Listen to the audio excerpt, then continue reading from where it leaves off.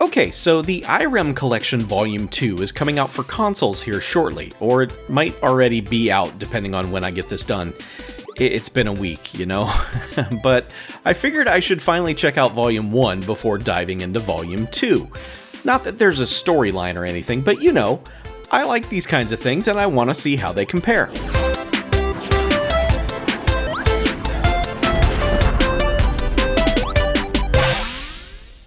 The Irem Collection Volume 1 brings 3 Irem SHMUP classics in multiple forms to all current consoles. And the 3 games in Volume 1 were never officially released in North America back in the day, so while some of the material here has eventually come over to the States via things like the Arcade Archive series, finally getting an official way to play them in one nice package is pretty neat.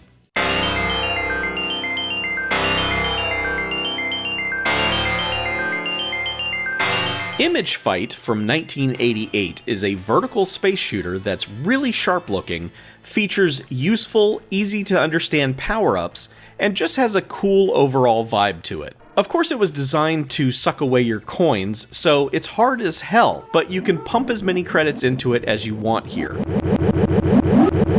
There are 5 different versions of Image Fight included with this collection: the Japanese and World Arcade versions, the NES version, which was the only one of any of the games in this entire collection that did make it to the States back in the day, the Famicom version, and the PC Engine version. There were also ports for the Sharp X68000 and the FM Towns computers, but those are not included here. Now, some people get a little belligerent when companies do this, but it's exactly what I'm looking for. I like seeing a bunch of different versions of the same game to see what compromises or improvements exist because of various different hardware. I didn't do extensive comparisons, but the 2 arcade versions seem to be almost identical except for some differences on the main title screen. I might say there's more cloud cover in the Japanese version, but I don't know that for sure.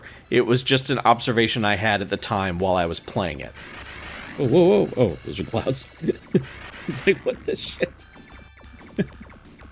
The NES and Famicom versions are similarly identical, although there are background color variations between the two in certain stages. One level and a boss battle are set against a black background in the Famicom game, but a blue one in the US release. Each version of Image Fight included here is surprisingly authentic to the arcade original, aside from the changes in aspect ratio to accommodate home TV screens. Enemy designs are the same, their patterns are mostly identical to the arcade game, and levels all seem to have the exact same layout and timing.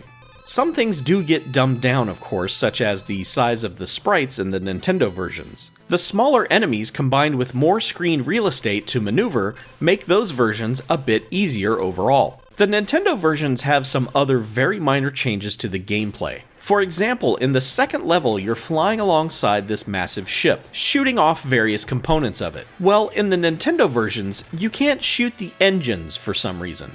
It's just a points thing, it's no big deal ultimately, but it was just something that I noticed. I love when boss fights have one little bit of business in them that you might not ever see if you just plow right through it. For example, the first boss slowly slides back and forth across the top of the screen, and at some point you might get the idea that you can just pull up alongside it and start blasting.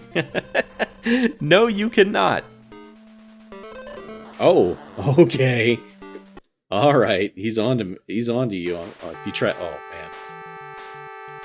man. It's interesting. Image Fight 2 Operation Deep Striker was a Japanese home console exclusive that came out on one platform, the PC Engine Super CD-ROM, in 1992. And if you're betting that they used the multimedia aspects of that platform to anime this game the hell up, congratulations, you just won that bet. 何か感じるか? ええ、感じます。2ポイント10の方向、かなり離れてますが。計算通りだ。ほぼこの軌道で間違いなかろう。 It's got animated cutscenes and a full voice cast, and thankfully it's all been translated into English for this new collection, so we can all try and determine just what the hell is going on in this story. I will have to dive into that whole aspect later because I did not get very far into the game with my initial playtime, but I do intend to finish it. Once you get into the game though, It is immediately recognizable as more Image Fight, just with CD quality music and voice samples.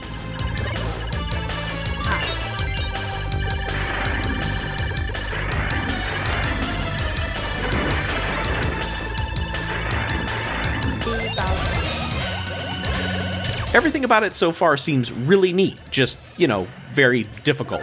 X Multiply is the third game in the collection, and it comes in two varieties, the Japanese and World Arcade versions. Again, the only real difference I can spot between the two is information on the title screen. This 1989 game is similar to Irem's R-Type, as it's a horizontal shooter through levels of icky creatures. What sets it apart though is these wavy tube man arms you can collect for your ship that give you additional firing options, as well as the ability to absorb or swat away enemy fire depending on how you move. I think while I was live streaming this one I said at some point, this game is a jerk, and that's completely accurate. It's one of those games that hates you and just wants you to keep throwing coins into it. The other two games here are pretty difficult, but X Multiply really dislikes you, the player. But you're not going to take that from a video game now, are you? All of the games in this collection have a variety of options and extra features, although there is no historical information, poster art, box scans, etc., and that's a little disappointing. But you can change all kinds of options in each game, making it as easy or as difficult as you like, or changing the appearance to best suit your needs. And then when you go to actually play each game, there are two modes: Arcade mode, which is a strict set of rules, and Standard mode, which is where you can just play the game however you want, although achievements are disabled in Standard mode. That's how these things should be, to be honest. Earn achievements and trophies the right way, but still give the option to let you play it however you want if you're just looking to see all the content each game has to offer. There's one extremely annoying thing about Volume 1 that I hope doesn't carry over into Volume 2, however, and that's how the game keeps making you log in over and over and over again, at least on the Xbox, which is where I'm playing this. When you launch the collection, it makes you confirm your account. When you select a game, it makes you confirm your account.